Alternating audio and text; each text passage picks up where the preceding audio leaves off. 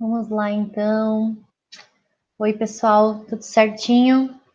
Então, a nossa aula de hoje é aula de conteúdo 13. Só não tinha certeza se era sequencial. Não sei se vocês assistiram já a nossa aula 12, crimes contra a família. E na sequência, então, conforme a gente já tinha combinado, né, vou deixar gravada essa aula 13 e muito provavelmente, gente, pelo que eu estava vendo na nossa agenda, né, de agora até o final do semestre, eu vou ter que deixar gravado realmente mais uma aula. E realmente a gente veio mais ou menos, a gente veio a perder, ou vai perder, realmente de 3 a 4 aulas. 4 aulas se a gente considerar o feriado, né? 3 aulas por conta, vamos dizer assim, da prova, da primeira aula que a gente não conseguiu fazer o nosso conteúdo, né? Que deu problema aqui no Teams, né? No sisteminha. E a outra aula é a aula que vai ter a semana acadêmica, né? De seminário de pesquisa. Então, que a gente também não vai poder ter aula. Acredito eu, não sei se ainda se já está isso confirmado, que é em outubro, se eu não me engano. Depois a gente vê com calma, mas claro, a gente já está acabando o mês agora, né? Então, a gente vai falar então hoje a aula 13, que é a respeito dos crimes contra a incolumidade pública e saúde pública. Vamos do artigo 250 até o 285 do Código Penal, tá? Essa aula eu não fiz PowerPoint, é uma aula que normalmente, por conta do conteúdo, da base com que tem essa aula, é bem mais assim expositivo, com poucas questões de debate doutrinário, jurisprudencial, bem pouco mesmo. São debates mais conceituais, né, de se questionar se é esse crime ou se é outro crime de alguma lei especial, como por exemplo Estatuto do Desarmamento ou Código Ambiental. Então, né, ou se é esse crime ou outro, mas dentro do Código Penal. Então, são discussões mais, assim, conceituais, né? Então, eu achei que, nesse momento, eu simplesmente fiz umas colagens do texto virtual, do material virtual que vocês têm no Sava, que é do professor Japiaço. Não sei se é assim que fala o nome dele. Peço desculpas se, de repente, não é assim que fala. Mas é um conteúdo bem bom, então eu colacionei de lá algumas informações das mais relevantes para a gente pontuar aqui. E tudo isso, gente, obviamente, jogar meu tecladozinho para cá, tudo com base, né, aqui no nosso Vademecum, né, que a gente vai pontuando, tem algumas coisinhas que eu deixei marcado, então, para a gente ir conversando durante a nossa aulinha, tá bem? Eu vou compartilhar com vocês essa minha tela de Word, mas eu já informo a vocês, gente, que não é um conteúdo, vamos dizer assim, tão visualmente agradável que nem o PowerPoint, mas a gente vai dar um jeitinho, né? Que é legal a gente projetar alguma coisinha aqui para que não fique só assim na minha fala, né? Então, deixa eu colocar aqui só para ver se está tudo certo, já está projetando a tela, já está aparecendo para mim que está projetando aí para vocês. Tá, deixa eu só ocultar aqui que está tudo certo. Então tá. Gente, peguem lá comigo, Vademecum de vocês, abram ali a partir do artigo 250, tá? Então a gente está agora no título 8, crimes contra a incolumidade pública, crimes de perigo comum. E eu achei legal trazer essa conceituação do que seria o crime comum, né, para a gente entender a diferenciação com outros crimes de perigo. A ideia do crime de perigo, de forma geral, né, falando aqui para vocês, é não um crime de dano, de resultado danoso, concretamente falando, né? É muito mais assim numa questão abstrata. A gente tem ali, a gente vai ver o perigo concreto, por exemplo, né? Que é ali a letrinha D que está aparecendo já para vocês. Mas de forma geral, os crimes de perigo, eles vão muito mais numa onda. Ah, deixa eu só tirar o WhatsApp que está aqui ligado para não ficar fazendo barulho, gente. Só um minutinho.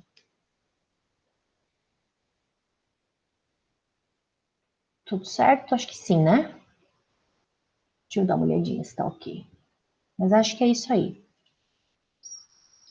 Eu vou sair e botar de novo, porque eu não sei se não saiu do ar aqui. Mas acho que vai dar certo. Então, os crimes de perigo, eles vão bem nessa vibe de uma intenção de possibilidade de gerar um dano, possibilidade de gerar um resultado, né, danoso, né, àquela pessoa. E aqui a gente está falando mais no sentido da incolumidade pública, né? Vamos lá. Os crimes, então, de perigo podem ser divididos no perigo individual, que expõe em risco uma única pessoa ou um grupo bem determinado de pessoas. Perigo coletivo ou comum, ficam expostos ao risco, né? Os interesses jurídicos de um número indeterminado de pessoas. Então, a gente poderia colocar o exemplo de, né, tô numa praça, tô num shopping center, tô num lugar público, amplo, numa universidade, né, num cinema, enfim, então a gente tem ali um número indeterminado, não sabe quantas pessoas você vai estar atingindo com aquela tua conduta. Perigo abstrato ou presumido. A lei vai presumir ser o fato perigoso, independentemente de comprovação do risco do caso concreto. Então, a gente vai ver aqui nesse caso, né, os crimes, então, de que a lei, então, vai estar lá prescrevendo, né, e presumindo quais são essas condutas que podem levar, né, à ocasião de risco ou não. E crimes de perigo concreto. Exige-se, então, a demonstração de ter o fato realmente causado a situação de probabilidade de dano, tá? Temos essas 4 possibilidades, então, gente. Entramos nos tipos penais específicos, nós temos o primeiro, que seria o incêndio, no artigo 250, que vai dizer causar incêndio expondo a perigo a vida, integridade física ou patrimônio de outrem. Então, vocês vejam que aqui a gente tem a figura, pela primeira vez, pelo menos desde que a gente está dando as aulas, teoricamente, apesar de que a gente está na aula 13, né? Mas se vocês forem assistir na sequência das nossas aulas, crimes contra o patrimônio a gente vai ver depois da nossa primeira prova V1. Muito bem, pena de 3 a 6 anos. Gente, a princípio é irrelevante a natureza da coisa que está sendo incendiada, embora pode qualificar o crime de incêndio, né, dependendo da situação do que está sendo incendiado, que é o que vocês vão ver lá no parágrafo 1º, né, nas possibilidades de aumento de pena. Claro, a gente diz aqui qualificadoras, mas na verdade são majorantes, né? O aumento de pena, então, ali de 1/3, né? Tanto na situação tanto na situação de que se o crime é cometido com o objetivo de obter algum tipo de vantagem pecuniária, né, em proveito próprio ou alheio, ou então por conta dos meios que são executados ou o lugar que é executado. Por exemplo, casa habitada, edifício público, né, embarcação, aeronave, veículo de transporte coletivo, um ônibus, por exemplo, né, estação ferroviária, estaleiro, fábrica, oficina, depósito explosivo, que mais? Poço petrolífero, galeria de mineração, lavoura, pastagem, mata, floresta. Tem toda a questão até ambiental aqui, né, gente? Muito bem. Essa questão, então, dos meios executórios, né, eles também são irrelevantes para dizer de que forma que foi colocado fogo naquele estabelecimento ou naquela situação que colocou em risco pessoas ou patrimônio alheio, né? Mas, de toda forma, o local em que é colocado fogo, então, isso pode sim aumentar a pena, né? Não há crime, gente, se o incêndio atinge coisa pertencente ao próprio agente, né? E não dá lugar à situação de perigo comum, ou seja, atingindo pessoas indeterminadas. Se não houver perigo extensivo a um número indeterminado de pessoas ou bens, bem como, se for alheia à coisa, aperfeiçoa-se o delito de dano. Então, se o perigo ele não for extensivo, mas atingir de alguma forma coisa alheia, aí vai acabar acontecendo o crime de dano, né? Pode acontecer isso tanto na situação de concurso, né? Como na concurso formal, porque afinal de contas é uma conduta, né? Mas vai gerar 2 crimes, o mesmo incêndio, né? Vai atingir aquela aquela parte da própria pessoa que botou fogo, como gerar danos em outras coisas, outros, né, bens alheios, poderia então gerar então esse concurso formal. Se o objetivo do agente é, por exemplo, obter uma indenização ou o valor do seguro, ele vai responder pela modalidade de estelionato, gente, lá no parágrafo 2º, inciso 5, como vocês podem ver ali no slide, né? Porém, se o agente atuar com o propósito de obter vantagem pecuniária em proveito próprio ou alheio, aí vai estar caracterizado, né, o parágrafo 1º, inciso 1, aqui do nosso tipo penal de incêndio, né? Nesse caso, então, é uma vantagem pecuniária em proveito próprio ou alheio. Ali, no caso da indenização, o valor de seguro, aí, então, seria estelionato. Tem essa diferenciaçãozinha, não sei se ficou claro para vocês, né? Mas a ideia é uma vantagem pecuniária para si ou para um terceiro através do incêndio, né? Enquanto que, no caso do estelionato, seria simplesmente, né, obter uma indenização ou bem específico o valor do seguro. Um caso, para vocês terem uma noção dessa questão, pessoas que de repente, sei lá, o carro já está meio velho e tal, e daí está sem dinheiro para trocar, mas tem o seguro, e o valor do seguro ainda é interessante, né, para ganhar, vamos dizer assim, um carro novo, e aí a pessoa vai lá e põe fogo no carro de forma intencional, dolosa, exatamente para conseguir o valor do seguro. Então, daí fica bem caracterizado o estelionato, tá? Muito bem. Além disso, é possível acontecer o delito de incêndio por omissão, né? Então, botou fogo ali, sei lá, num lixo, numas folhas e acabou descuidando, falando, quer saber? Se pegar fogo na vizinhança, tudo bem. É diferente, gente, da gente agir de forma culposa, né? Do tipo, em nenhum momento eu queria que pegasse fogo em nenhum lugar, eu sempre fiquei olhando e aconteceu, sei lá, um vento e descuidou, alguma coisa assim, né? Mas aqui o que eu quero dizer, no sentido de se omitir, eu acho que vai bem na seara de colocar fogo e, se acontecer um resultado pior, tudo bem, né? Mais ou menos, ou num dolo eventual ou numa culpa consciente, tá? Além dessa situação, gente, o incêndio, né, o crime de incêndio tem a modalidade culposa, tá? 6 meses a 2 anos.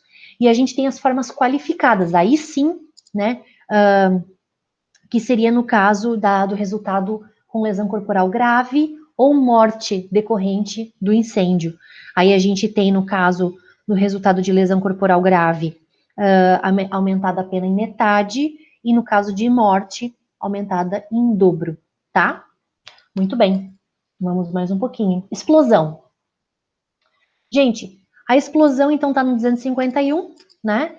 Que vai dizer o seguinte, eu vou ler aqui no slide que tem já até alguns exemplos, tá?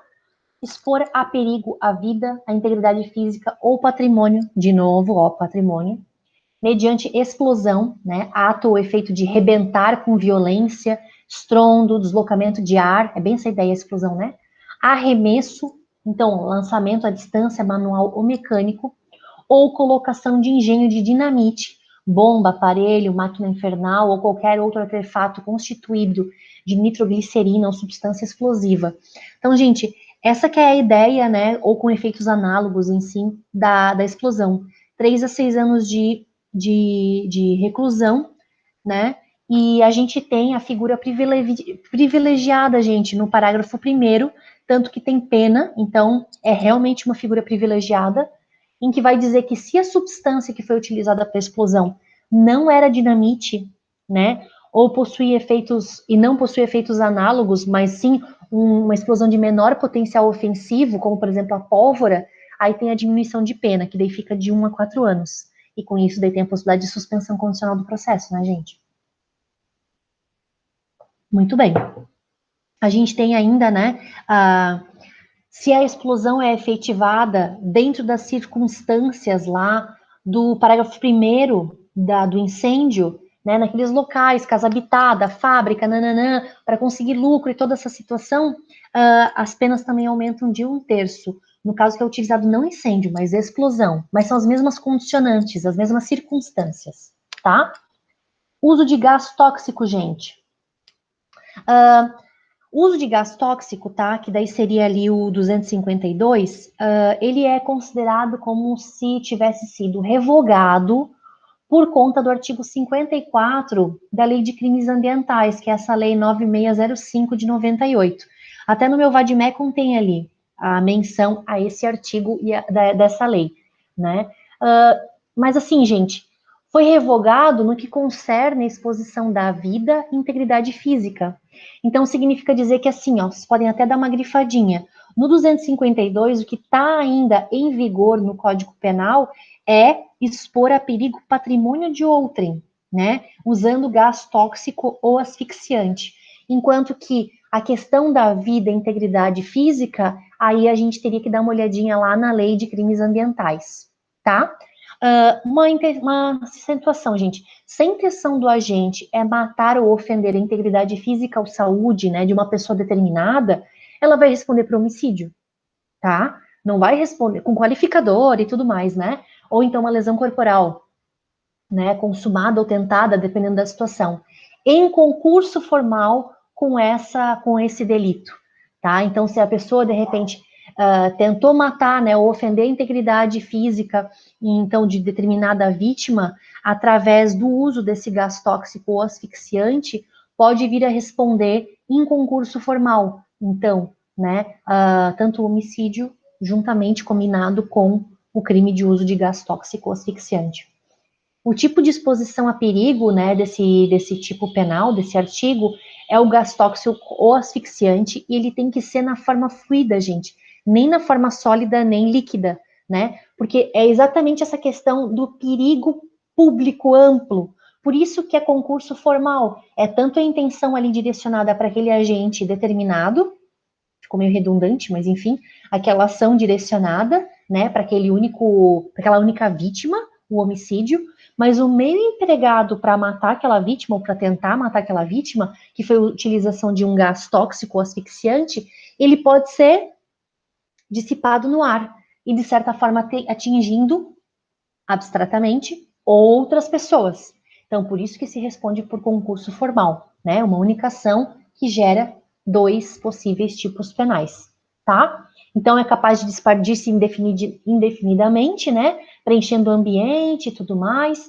Então, deve ser gás e não simplesmente um vapor ou uma fumaça, né? O tóxico, então, é a ideia mesmo do envenenamento, enquanto que a ideia do asfixiante, né, é causar essa sufocação das vias aéreas. É necessário que o gás seja mortal, tá, gente?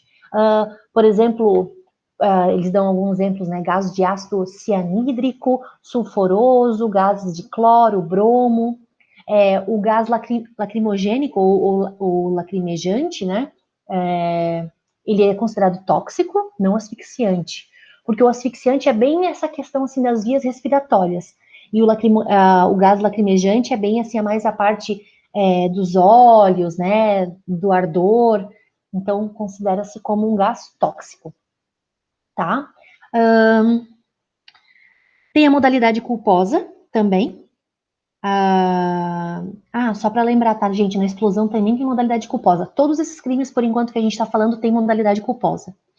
Né? Daí, claro, a pena é bem menor, né? Aí a gente tem ainda, né? Aqui daí já vai para uma outra parte, tá, gente? Mas ainda vai para o 253, que é a fabricação, né? Fornecimento, transporte de explosivos e gás. Isso tudo, claro, sem licença, né? Não estou dizendo aqui que não pode transportar. Vocês já viram, por exemplo, na BR, né? Quando a gente está andando tal, e aí tem aqueles símbolos, né?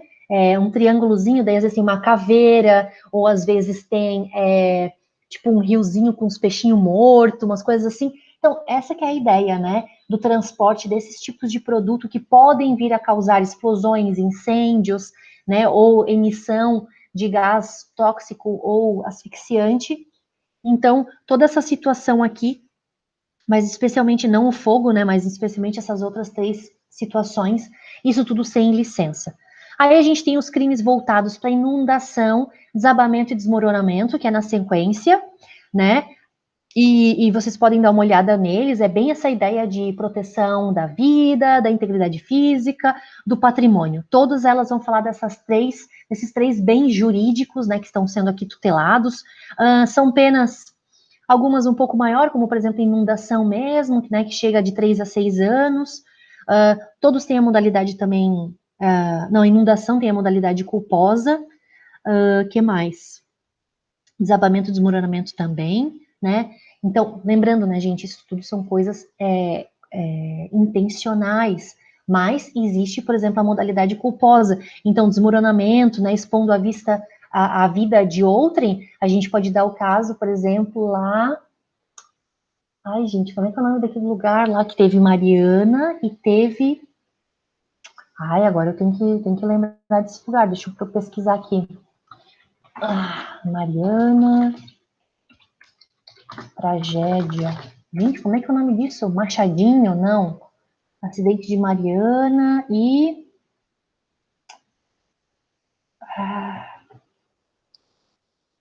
Tragédia. Minas Gerais. Machadinho? Não. Ai, meu Deus, não lembro, gente. Brumadinho. Brumadinho. Sabia que era alguma coisa no Inha. Exatamente. Gente, ambas essas tragédias, tanto de Mariana quanto de Brumadinho, houve, né, esse desmoronamento, desabamento, e aqui em nenhum momento no tipo penal fica claro o que está sendo desmoronado ou desabado. Então a gente poderia colocar nessa situação, né, esse fato que aconteceu, ainda que numa modalidade culposa, ou seja, numa negligência lá da empresa, ou dos engenheiros, ou seja lá quem for, né, que vai ter essa responsabilidade. Aqui seria, então, uma pena de 6 meses a 1 ano, iria até para o juizado especial. Mas, de todo modo, existe o tipo penal e a modalidade culposa, né? Então, a gente tem as formas qualificadas, que vão trabalhar com todos esses tipos que nós trabalhamos, né? Aí, gente, a gente tem no capítulo 2, que seria os crimes contra a segurança dos meios de comunicação, transporte e outros serviços públicos, tá? Mas são tipos penais, assim, que são bem difíceis de ser cobrado, então até o próprio livro de vocês, virtual, do professor Japiaço, não menciona nada a respeito do artigo 260 até o 266, mas por sugestão minha, deem uma olhadinha, né, a respeito disso, tá? A respeito desses tipos penais, para vocês saberem que existe, tá? Desastre ferroviário, né? Tem toda essa situação. Falando agora sobre os crimes contra a saúde pública, ou seja, a partir do 267, antes da gente entrar aqui, né, nessa questão mais para frente, deixa eu só fechar a janela aqui, gente, só um minutinho, tá? Que tá dando um ventinho meio frio, só um minutinho.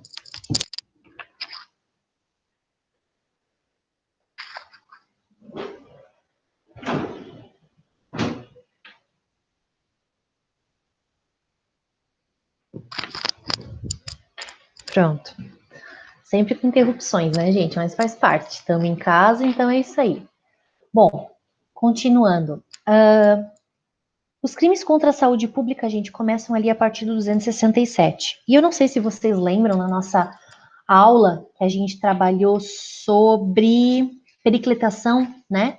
Periclitação da vida e da saúde. A gente até mencionou aquele crime de perigo de contágio de moléstia grave, né? Que nós até mencionamos a sua diferenciação do crime de epidemia, né?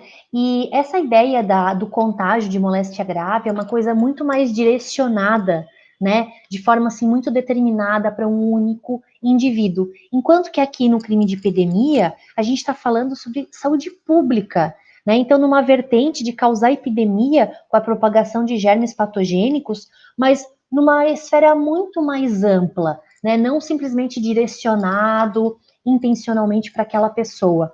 Aqui a gente vai estar falando de algo do tipo, vamos supor, tá? Teoricamente, que a gente tem um laboratório, sei lá, em algum lugar, sei lá, na UFSC, né? Aqui na Universidade Federal, ou dentro de qualquer universidade que seja, e intencionalmente, né, eles conseguem criar um germe patogênico, enfim, uma arma biológica, uma bactéria, e de forma intencional eles fazem essa propagação, né? Até fica mal aqui mencionar qualquer lugar, mas enfim, algum laboratório dentro de uma universidade ou não, um laboratório mesmo privado, que de alguma forma acaba causando intencionalmente essa propagação. Tem alguns filmes, vários, que falam sobre essa questão, né, de contágio e de propagação de doenças, assim, em grande escala. Então, a reclusão, gente, é de 10 a 15 anos.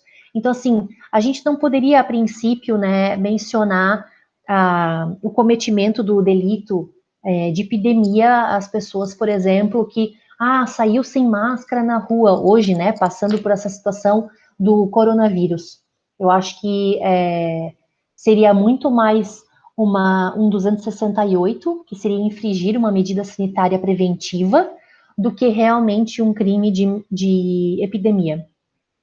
O 268, que é essa infração à medida sanitária, é exatamente essa ideia de infringir uma determinação já do poder público, então tem que vir de cima essa determinação, destinada a impedir a introdução ou propagação de doença contagiosa, né? Aí a gente tem uma pena de 1 mês a 1 ano. Então, claro, vai para o juizado especial, tem, né, suspensão condicional do processo e tal. Mas então, gente, nesse sentido, aí a pessoa, por exemplo, que deixa de usar máscara, além das penas previstas, né, na determinação ali do poder público, decreto, lei, o que seja, a gente poderia, teoricamente, responsabilizá-lo por esse delito, tá?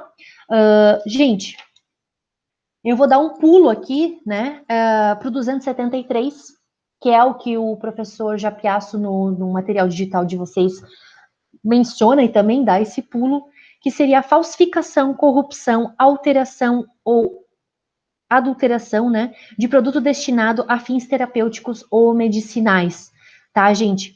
Então, assim, é uma pena grande, de 10 a 15 anos, né, e é importante vocês darem uma olhadinha na Lei 8.072, porque essa lei, que seria a lei dos crimes hediondos, abarca esse tipo penal, né? Então tem toda uma questão de vigilância sanitária aí, né? Dos produtos, então, que são utilizados para fabricar fármacos, né? Produtos terapêuticos, produtos para medicina, enfim. Então, quando tiver essa falsificação, corrupção, adulteração e alteração, então temos esse tipo penal, tá? Tem algumas condicionantes ali de aumento de pena, né, ou equiparados, modalidades equiparadas, e tem também a modalidade culposa, tá, gente? Então, mesmo por negligência ou uma imperícia, de repente, de uma pessoa ou de um laboratório, né, de uma empresa, pode vir a responder, então, por esse delito, tá? Aí a gente vai para o exercício ilegal da medicina, arte dentária e farmacêutica, lá no 282. Gente, então, nesse caso, o agente ativo do 282 quer exercer, né, ainda que a título gratuito, tá, gente? Então, quer dizer que o agente, ele pode estar agindo não com a intenção de se locupletar ou na intenção, né, de receber algo indevidamente, não, ainda que seja gratuitamente, sem autorização legal ou excedendo os seus limites, né? Então, é exercer essa profissão da medicina, né, da ortodontia e da farmácia, né? Então, sem autorização legal, né, ou sem autorização, ou excedendo, então, os limites que a profissão determina. Gente, é importante vocês colocarem isso, tá?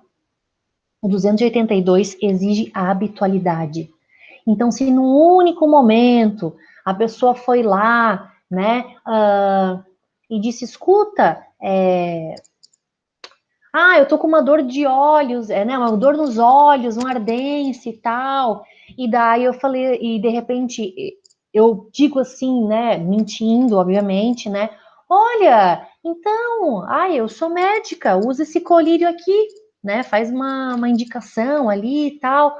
Então, assim, exercer essa profissão de médico, de dentista ou de farmacêutico, não necessariamente precisa ter uma prescrição por escrito, pode ser uma indicação, mas que de alguma forma, né, a pessoa diga para um terceiro que que é, né, médico, ou que é dentista, ou que é farmacêutico, né? Então, indicando alguma situação. Então, por isso que exige essa habitualidade, essa reiteração de prática, né? E não se admite nenhuma hipótese a tentativa, Então, o exercício ilegal da medicina, arte dentária e farmacêutica, esse exercício vai se distinguir do curandeirismo, que é o próximo, que é depois o artigo que nós vamos ver no 284, porque no caso do curandeirismo, a pessoa ela é ignorante, ela é rude, né? Se dedica à cura de doenças por meios grosseiros, né? Talvez assim milagrosos, coisas assim dos dia a dia, vamos dizer assim, fazendo xaropes, esse tipo de coisa, né? Enquanto que no exercício irregular, ilegal, desculpa, da medicina, o agente ele mostra uma aptidão, mostra conhecimento médico, embora ele não tenha autorização para exercer a profissão, né? Então ele vai indicar, como eu dei o exemplo bobo ali, um colírio de uma marca, entende? Ele não vai dizer assim, não, eu vou fazer um chá para ti aqui de ervas, né, e com sangue de não sei o que lá, tô exagerando aqui, tá, gente? Que isso vai curar a tua ardência dos olhos, né? Então, fazendo uma brincadeira aqui, né, alusiva, mas enquanto que aqui, no caso do exercício legal, eu tenho até um conhecimento médico demonstrável, assim, né, visível. Se houver exercício ilegal de qualquer outra profissão que não de médico, por exemplo, tem advogado, né? Ou qualquer outra, vai ser uma contravenção penal, tá, gente? Lá do artigo 47.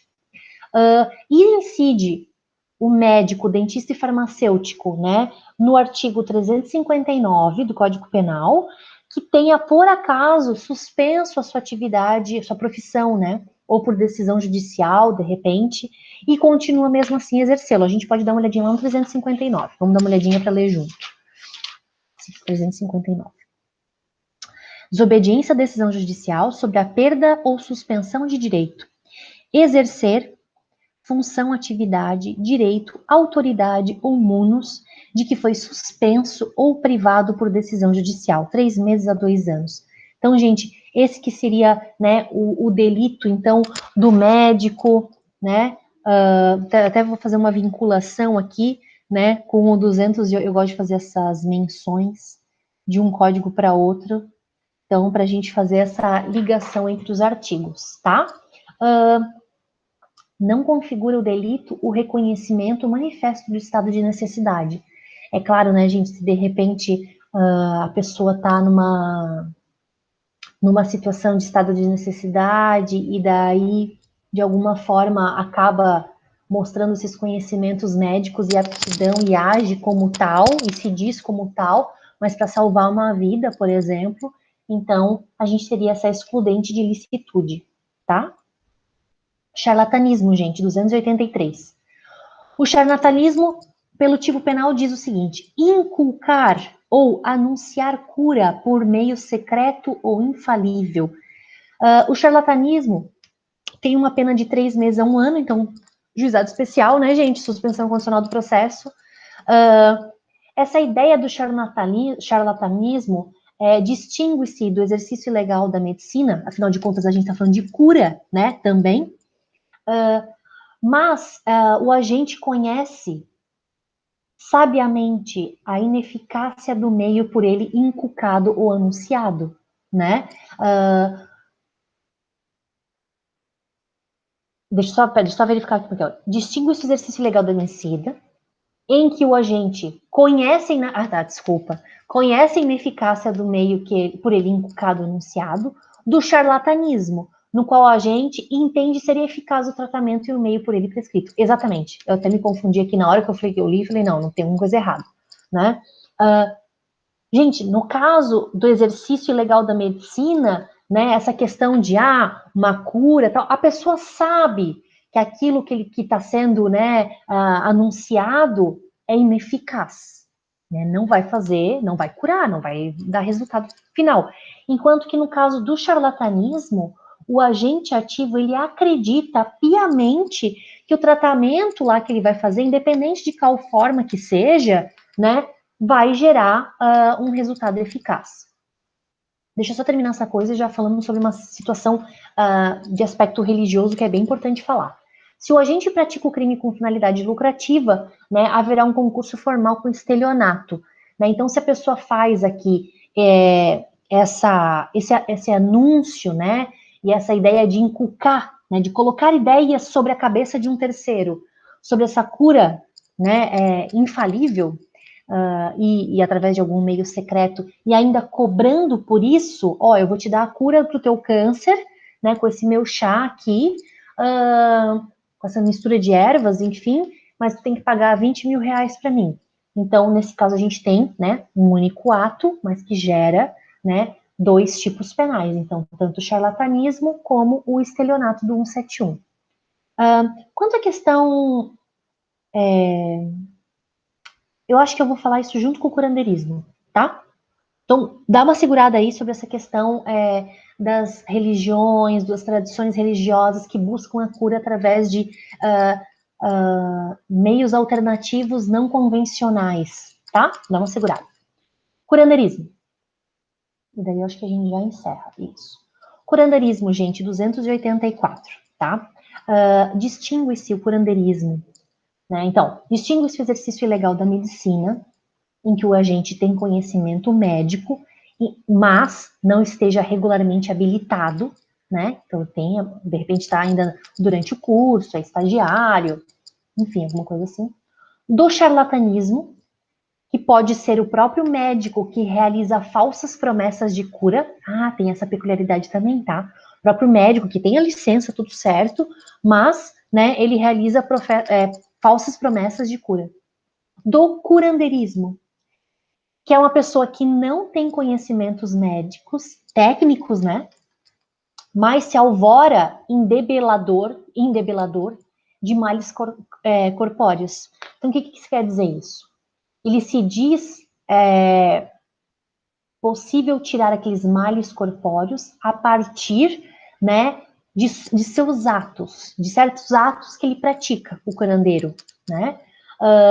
O agente explora a credibilidade, credulidade, né? Aquela ideia da crença pública sem um propósito curativo, né?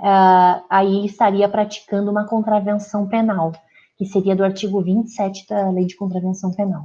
Então, assim, quando o agente ativo utiliza desse credo, dessa crença pública para fins de cura, vai responder, né, pode vir a ser responsabilizado pelo curandeirismo. O 284, ele vai dizer o seguinte, gente. Exercer o curandeirismo, primeiro, não tem como que se faz isso. Prescrevendo, ministrando, aplicando habitualmente qualquer substância. 2. Usando gestos, palavras ou qualquer outro meio. 3. Fazendo diagnósticos. Só que assim, gente, o 284, assim como o exercício ilegal da medicina, o 282, ele pede uma habitualidade de ato, né? Então, se, por exemplo, isso já aconteceu, nossa, na minha família muitas e muitas vezes, de senhoras, assim, com certa idade, que se auto mesmo chamavam de curandeiras, né? E faziam passe, né? De repente a criança estava lá com uma febre ou com uma dor de estômago, e daí ela vinha lá, fazia uma imposição de mãos, fazia alguma prece, alguma coisa nesse sentido, buscando sim uma cura. Não no sentido de pedir nada financeiramente, mas realmente, vou até já parar aqui a apresentação, mas simplesmente com a intenção, né, de buscar essa cura, ainda que de uma forma alternativa. Essa ideia, essa questão dessas práticas místicas, né, ou que busca através, às vezes, de um aspecto religioso, de alguma crença, né, por exemplo, cirurgias espíritas que são feitas, né, tudo isso, gente, tem muito debate hoje em dia, né, no sentido de que, será que há um exercício ilegal da medicina, ou é um charlatanismo, né, ou um curandeirismo? Será que a gente está falando de um aspecto penal? Ou será que a gente está falando de um aspecto simplesmente de expressão religiosa e cultural, né? Então, assim, quantos milagres a gente já não viu, né, de pessoas que, de repente, se curaram de determinadas enfermidades, doenças, e nunca tomaram um remédio da farmácia, né, um remédio da indústria farmacêutica tradicionalmente, e conseguiu se curar. Tem vários seriados que falam sobre isso. Tem um que se chama Real, né? Real, a cura pelo poder da mente, uma coisa assim, no Netflix, é um documentário. Tem também a Gwyneth Paltrow, que tem um seriado também com vários episódios, tudo voltados a tratamentos, tanto médicos como estéticos, alternativos à indústria tradicional, vamos dizer assim, né? E qual que é o limite, né, entre ser uma questão de expressão cultural religiosa, ou seja, uma expressão atípica, que não fere, que não atinge a saúde pública, que não vai ferir ninguém, que não vai danificar, e não vai nem mesmo estar exercendo ilegalmente, né, uma profissão como a medicina, ou né, sei lá, a farmácia, enfim, ou a gente entra numa esfera penal de estar enganando pessoas, talvez até quase num limiar de estelionato, né? Então, eu digo para vocês assim que de minha parte é bem complicado, sabe? A gente condenar ou responsabilizar determinadas pessoas por essas condutas, por acreditar nisso, mas eu acredito que quando esse tipo de atitude que busca de repente a cura, né, de alguém e tal para doenças super complicadas que a pessoa já tentou de tudo, mas se cobra por isso, às vezes entra numa seara. Eu acho que o limite acaba ficando um pouco mais expresso, mais cristalino, né? Eu não estou dizendo que as pessoas não podem cobrar pelos seus serviços, né? Mas fica perigoso o grau de enganar alguém com algo que não tem cura, principalmente em casos bem extremos, ou então de estar fazendo realmente o bem, apesar de estar utilizando meios alternativos para tal. Enfim, gente, eu sei que é uma discussão bem complexa, né? Bem interessante. Então, deixo para vocês aí aberto para conversar sobre isso, tá? E é isso aí, gente. Deem uma olhadinha lá no caso concreto. Daqui a pouquinho já posto aí para vocês, tá? Uma boa semana então ainda, né? Até mais. Qualquer dúvida, entre em contato, tá? Tô bem aberta para conversar, sempre.